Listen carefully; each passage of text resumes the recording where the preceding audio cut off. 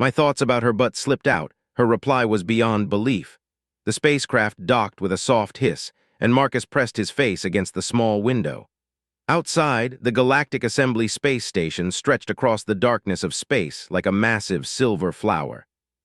Each petal was a different section built by different alien species. Some parts glowed blue, others shimmered gold. It was the most beautiful thing Marcus had ever seen. "Ready, Doc?" Captain Rodriguez patted his shoulder.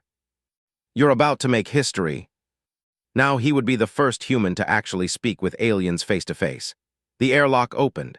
Cool air rushed in, carrying strange smells, something like cinnamon mixed with metal and flowers. Marcus took a deep breath and stepped through. The docking bay was enormous. Dozens of aliens moved around, each one more incredible than the last. There were tall beings that looked like walking crystals, small furry creatures that floated instead of walked. And right in front of Marcus, 3 insect-like aliens with shiny black shells waited patiently. "Welcome, human," one of them said. The words came through a small device on Marcus's collar. "I am Technician Zictor of the Chitauri. We will prepare you for communication." It was clean and white, filled with equipment Marcus didn't recognize. One of the technicians held up a small silver device, no bigger than a grain of rice. "This is a neural translation implant," Zictor explained. "It will help you understand all Galactic Assembly languages. And they will understand you." Then his eyes went wide. He could suddenly understand the clicking sounds the Chitauri made to each other. It was like someone had turned on subtitles in his brain. "Wow, this is amazing. The other delegates are waiting to meet you." Marcus wondered if he looked as strange to them as they did to him. Finally, they reached a large hall with a high ceiling.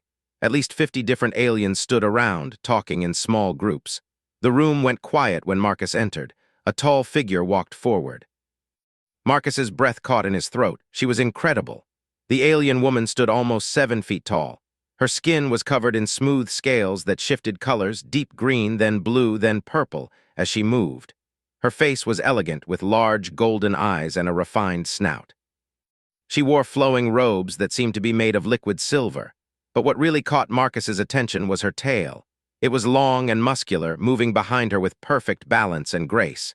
"Greetings, Dr. Chen," she said. Her voice was smooth and warm. "I am Ambassador Velshara of the Saurine Diplomatic Corps. On behalf of the Galactic Assembly, welcome. I'm honored to be here." She pointed out the council chambers, the diplomatic quarters, the cultural exchange centers. She was professional and kind. Marcus found himself relaxing. They stopped at a large window overlooking a garden section. Inside, plants from dozens of worlds grew together under artificial sunlight. It was breathtaking. "This is the Unity Garden," Velshara said. "Each species that joins the assembly plants something from their home world here. When Earth is accepted, you will add something too." "That's really impressive. Her tail must be incredibly strong. The musculature is amazing, and her posterior structure, the way it connects to support that tail, that's some serious evolutionary engineering. Beautiful, really." The moment the thought finished, Marcus heard his own voice speaking out loud. "That's some serious evolutionary engineering. Beautiful, really." Her scales rippled through colors Marcus had never seen, bright orange, then deep red, then something almost purple. Her golden eyes were wide. Every conversation in the hallway stopped. Aliens turned to stare. Marcus felt like he was going to die right there. Marcus started. "I didn't mean, that wasn't supposed to." "I'm trying, please hold still." Marcus wanted to sink through the floor. Of all the ways to start humanity's first diplomatic contact, this had to be the worst. He had just told an alien ambassador that he was thinking about her butt.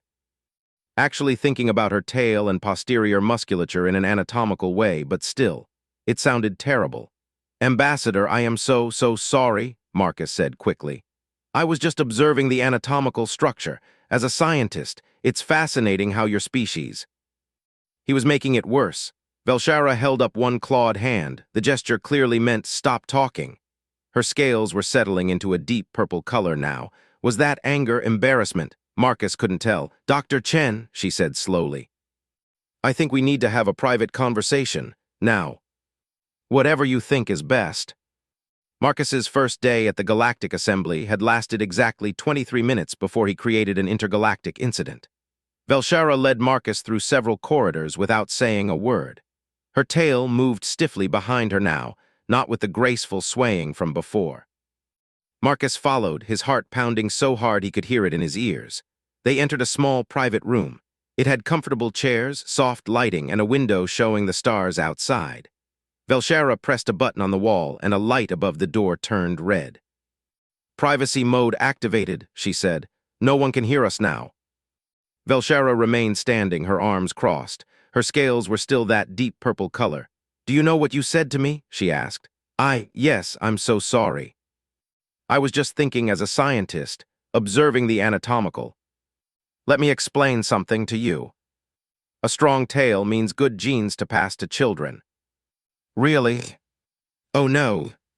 "Then he must wait for the family's approval. This process takes years, sometimes decades." "I really didn't mean."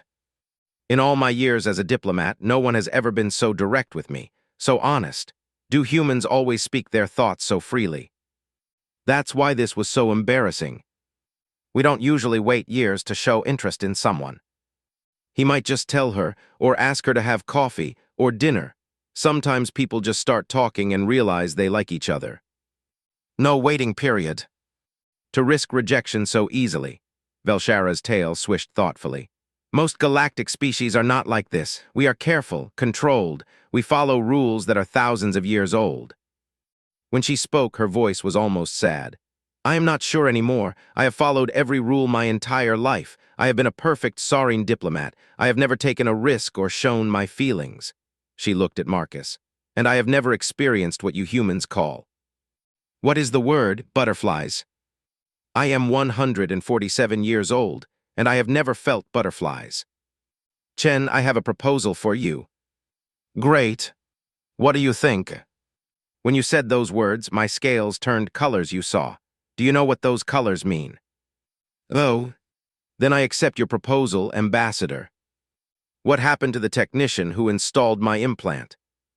Other aliens in the hallway were staring at them and whispering. Some looked shocked, others looked curious. A few seemed almost jealous. "Are they talking about us?" Marcus asked quietly. "Oh yes," Velshara said. "By tonight, every species in the Galactic Assembly will know about the human who accidentally proposed courtship to a Saurine ambassador, and about the ambassador who said yes. Let us see where it leads. Maybe this diplomatic disaster wasn't such a disaster after all." The next morning, Marcus woke up in his assigned quarters on the space station. For a moment, he forgot where he was. Then he saw the metal walls and the window showing endless stars, and everything came back to him. He had accidentally proposed courtship to an alien ambassador, and she had agreed to spend time with him. Marcus got dressed quickly. He wore simple Earth clothes, jeans, and a blue shirt. Captain Rodriguez had told him to just be yourself during these meetings. Marcus hoped that was good advice. When he arrived at the Cultural Exchange Center, Velshara was already waiting. She wore different robes today, deep blue ones that matched her scales. She looked beautiful. "Good morning, Marcus," she said. Her scales were a cheerful yellow color. "Good morning. What does yellow mean?" Marcus asked. Velshara looked surprised. "You want to learn our color language." The room had large windows and comfortable furniture. It reminded Marcus of a coffee shop back on Earth. "So," Velshara said, "where do we begin?" It was a pleasant sound like wind chimes. "That would take all day. Let me summarize. First, the male must prove he is worthy. He takes tests of strength, intelligence, and genetic health. Then he approaches the female's family with gifts. Then he waits for approval." "Then, is that strange?" "Figure it out." Her scales shifted through several colors, purple, blue, gold. "That is terrifying," she finally said, "and wonderful." A small alien entered. The creature looked like a living crystal, with light glowing inside its transparent body. "Excuse me," it said in a high, tinkling voice. "I am Observer Killix of the Quarian Science Institute. May I observe your cultural exchange? Many species are curious. It is easier to follow rules." Killix's light dimmed slightly. "Safer." Two robots who claimed they were studying organic emotional patterns. Soon, the room was full. Marcus felt like he was in a zoo, except he was the exhibit. "Why are you all so interested?" he asked the group. The furry alien spoke up. Because we have never seen anything like humans. You express emotions we are taught to hide. You just feel them. I have a partner. We have been together for 300 years. I have never told them I love them. Just once. About his sister and her husband, about his best friend who had just gotten engaged. Well, he said, we say it, simple words, I love you. We say it to family, friends, partners, we say it often. No formal declaration. Sad, we also show it, Marcus continued. We hug, we hold hands, we spend time together, we do small things to make each other happy, we bring coffee to someone who's tired, we listen when they're sad, we celebrate when they succeed. Not special occasions. Each one looked thoughtful, some looked upset. One was crying, though Marcus wasn't sure how a jellyfish cried. Soon only Marcus and Velshara remained. Did I say something wrong? Marcus asked. No, Velshara said softly. Her scales were a deep blue now. You said something very right, too right perhaps. You made everyone realize what they have been missing. Marcus, can I tell you something? I felt nervous and excited at the same time. Because of you. I don't know, I've never done cultural exchange with an alien before, but maybe we just see what happens. No 47 steps, no rules, just two people getting to know each other. I would like that very much. The Galactic Council wants to meet with you tomorrow. It was shaped like a circle with seats rising up in rows all around. Hundreds of aliens sat watching Marcus as he stood in the center. He felt very small. Dr. Chen, the head counselor spoke. She was a cerebrin, a species that looked like floating brains inside glass helmets. We have been observing your interactions with Ambassador Velshara and other species. We have a proposal. Specifically, your approach to relationships and connections. But your arrival has made us question this belief. Chen, I have experienced emotions I did not know Soaring could feel. Other species have reported similar experiences. Perhaps humans have something to teach us. Chen will continue their cultural exchange, but they will document it, share their experiences, allow other species to observe and learn. So basically, Marcus said slowly, you want us to date and let everyone watch.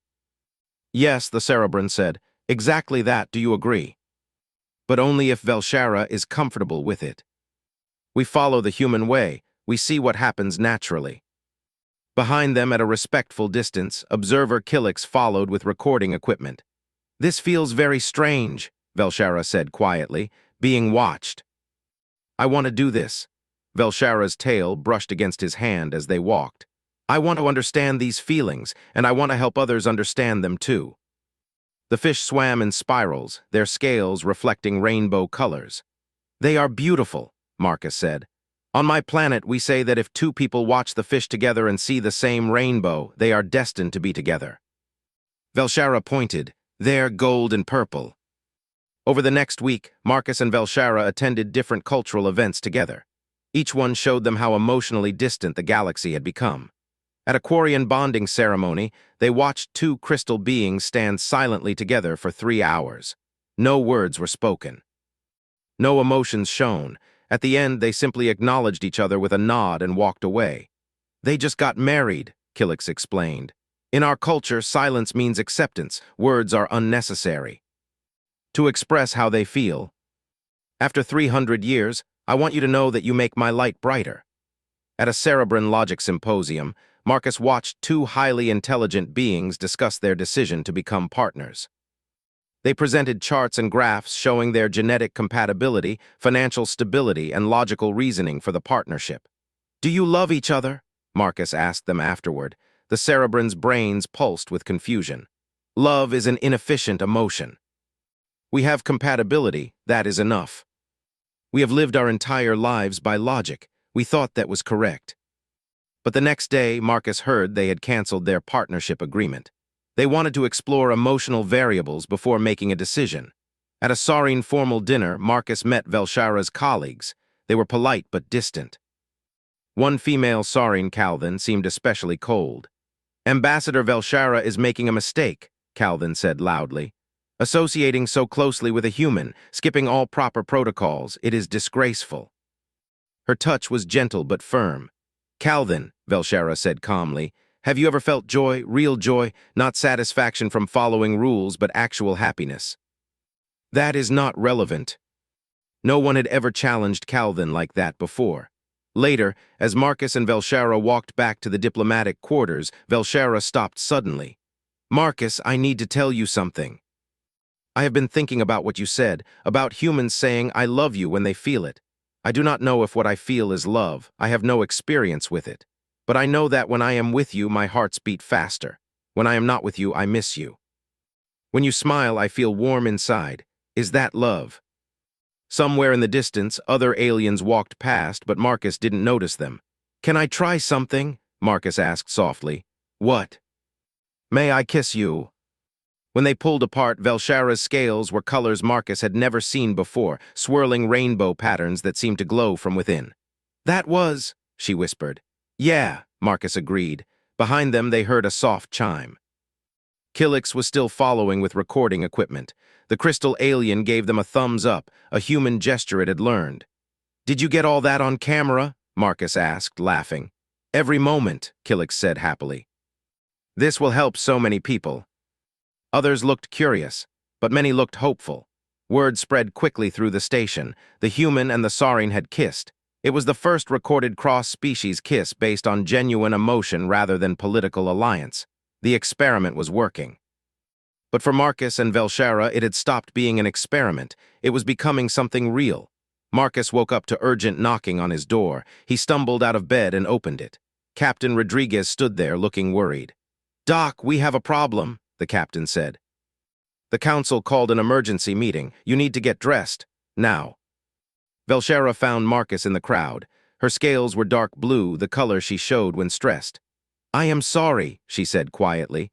I should have warned you this might happen. The room went quiet. We have gathered today to address a serious concern, the Cerebran said. Many species have raised objections to the human emotional experiment. The Stoic Union wishes to speak. Their leader's brain pulsed with dark red light, anger Marcus had learned. Fellow council members, the lead Cerebran began, we must stop this dangerous experiment immediately. The humans are contaminating our society with their uncontrolled emotions. Saurine are ignoring sacred traditions. Chidara are questioning their hive structures. This emotional infection must be stopped. We have evidence that human emotions lead to disaster. Observe. All because of emotions. Anger, hatred, fear, jealousy. These emotions destroyed civilizations, and now they want to bring these emotions to us. Everything the Cerebran said was technically true. Humans had fought wars, had hurt each other, had made terrible mistakes. Dr. Chen, the head counselor said, how do you respond to these accusations? He looked around the chamber at hundreds of alien faces, some angry, some scared, some curious. You're right, Marcus said quietly. The room went silent. You're right, Marcus repeated louder now. Humans have fought wars, we have hurt each other. We have made terrible mistakes because of our emotions. Hope. A photo showed a woman holding a small child. She worked 3 jobs to pay for my education. She was exhausted every day, but she did it because she loved me. That's emotion. These people donate their time for free to help sick children. They don't get paid. They do it because they care. That's emotion. Sadness inspired our art. Love inspired our poetry. They've made us explore space looking for connection instead of staying home where it's safe. Or is it just existence? When did you last feel anything that made life worth living? We should return to pure logic. I have information the Council needs to hear. These are suicide rates across galactic species, Velshara said. Her voice was steady but sad. Quarians 40% will end their own lives. Cerebrans 35%. Saurine 30%. Chidara 28%. These numbers are catastrophic, Velshara continued. But they have been hidden, ignored, called acceptable losses. Do you know what the suicide rate is for humans? Less than half of most galactic species. No longer wished to continue, found existence meaningless, felt no purpose or connection. From spending their entire lives following rules and never feeling anything real. I followed every rule perfectly, and I was empty inside. Friends you've never laughed with. Medicine for a society that is dying slowly from emotional starvation. And for the first time in centuries, we felt truly connected. It's not our custom. The chamber filled with voices, some angry, some sad, all honest. The lead cerebrin floated forward, its brain pulsed with colors Marcus had never seen before. It started, then stopped. I ended a partnership last week. We were together for 200 years. Perfectly compatible on paper. But I realized we had never once made each other happy. We had never felt anything. It is just waiting to die. This council will take a recess to consider everything that has been said. That was some speech, Doc. You might have just changed the entire galaxy. Sometimes people need to see the numbers to believe the problem is real. But I was too afraid. Now, Velshara said, we wait for the council's decision. But whatever they decide, I do not regret any of this. Meeting you, feeling emotions, choosing connection over rules. And somewhere in the station, aliens were beginning to feel things they had suppressed for lifetimes. The galaxy was changing, one honest conversation at a time. Marcus sat in the observation gallery with Captain Rodriguez. His hands were sweating. Below, the council members gathered in their circular chamber. Velshara sat with the other ambassadors, her scales shifting nervously between blue and purple. The head cerebrin counselor floated to the center. After careful consideration and debate, the Galactic Council has reached a decision regarding human emotional practices. Any species member who wishes to learn about emotions, expressions of feelings, and relationship practices may participate. Participation is optional, not mandatory. Marcus felt like he could breathe again. Furthermore, the cerebrin continued, we officially recognize the cultural exchange between Dr. Marcus Chen and Ambassador Velshara as a legitimate diplomatic partnership. They will serve as coordinators for this new program. Hundreds of aliens wanted to learn. Some wanted to improve their existing relationships. Others wanted to understand what they had been missing. Many just wanted to feel something real. Marcus and Velshara set up a cultural center in one of the station's large halls. They called it the Connection Hub. It had comfortable seating, soft lighting, and windows showing peaceful views of space. On the first day, 70 aliens showed up. Welcome everyone, Marcus said. This isn't a class or a lecture. It's just a space where we can talk honestly about feelings and connections. Maybe just tell them you're grateful for them, or that you appreciate something they do. Small words can lead to bigger ones. You are finally functioning correctly. You are letting yourself feel. Is that wrong? Marcus and Velshara shared stories, answered questions, and helped aliens practice expressing emotions. A cerebrin learned to say, I'm proud of you, to their child. A Saurine couple held hands for the first time in 60 years of marriage. Two Quarians wrote love letters to each other after centuries of silent partnership. The changes were small at first, but they grew.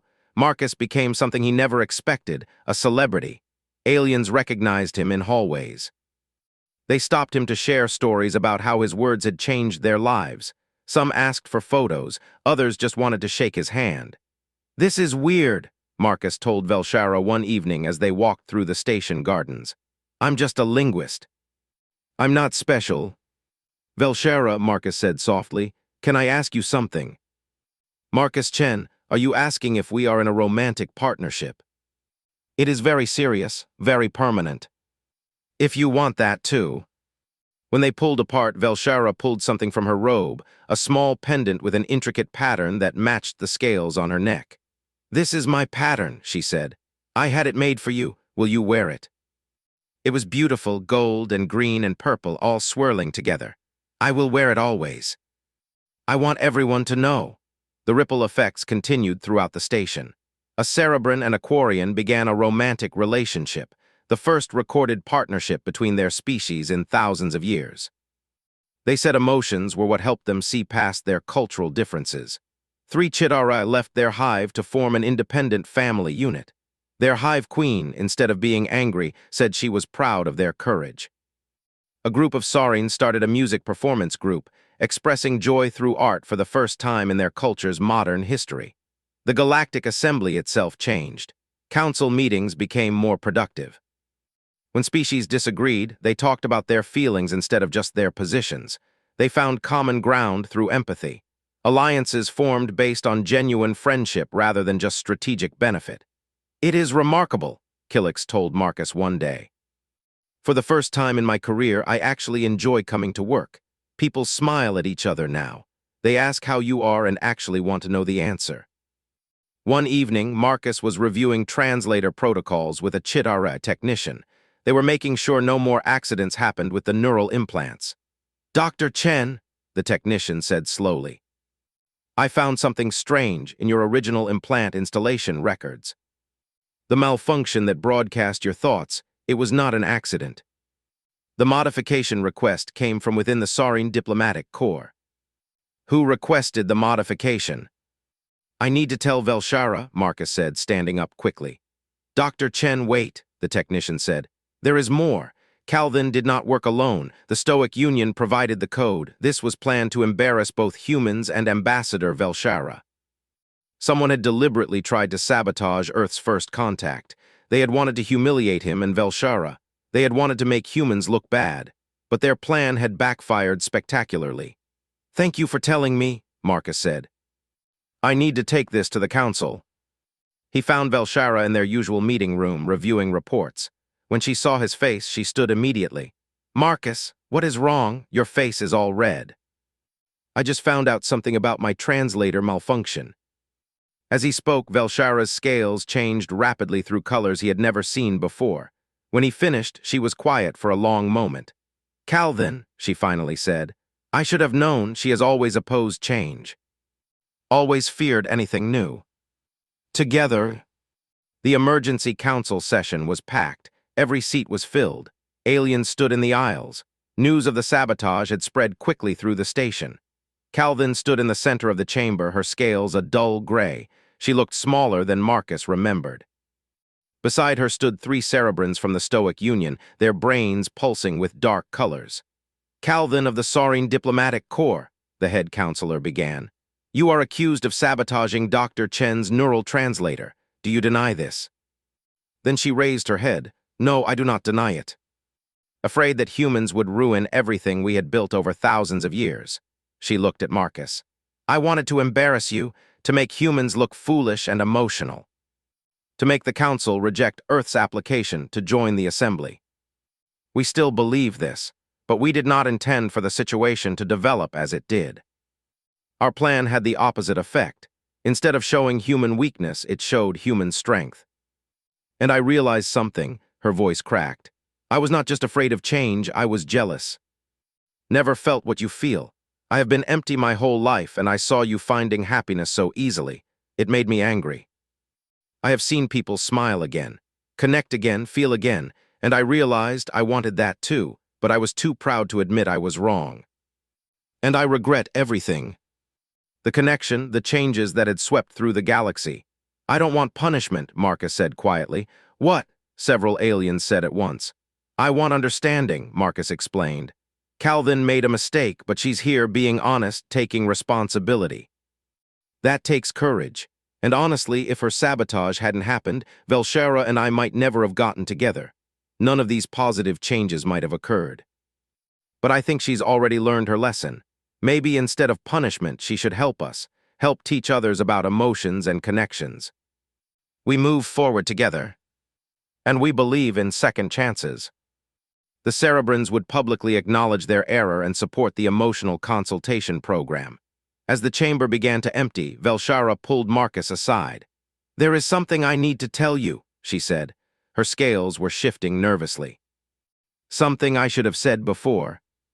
But I asked the technicians to upgrade your translator before you arrived. I wanted the most advanced version, the one that could pick up subtle emotional nuances. Earth sent your profile ahead of time. Your work, your personality, your approach to language. I read everything about you, and I wanted to understand you completely. To hear not just your words, but your feelings behind them. You requested the upgrade because you were interested in me, before we even met.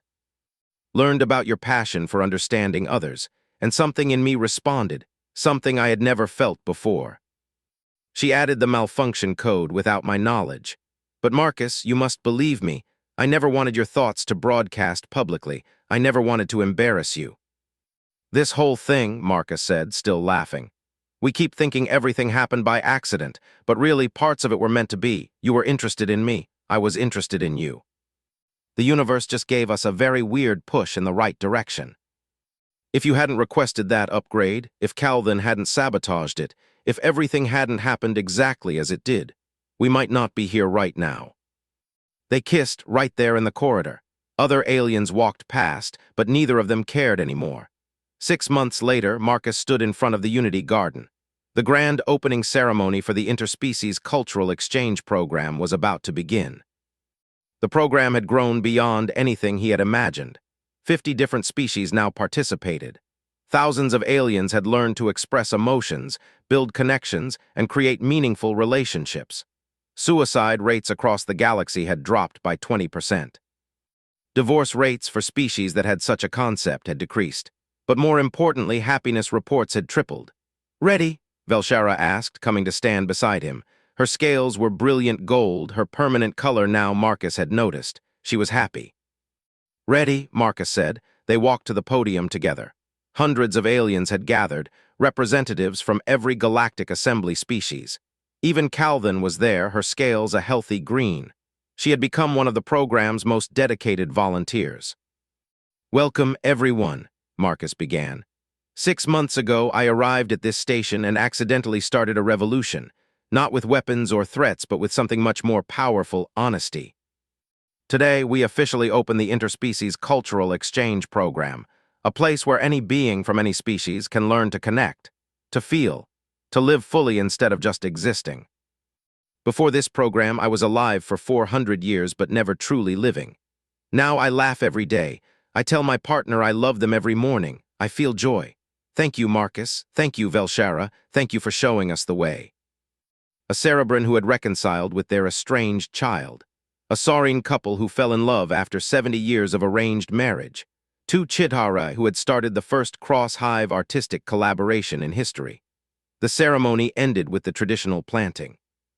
Marcus and Velshara placed a small earth oak tree in the Unity Garden. It would grow alongside plants from 100 other worlds. "What do you think it will look like in 100 years?" Marcus asked as they watered the sapling. "Strong," Velshara said. "Beautiful.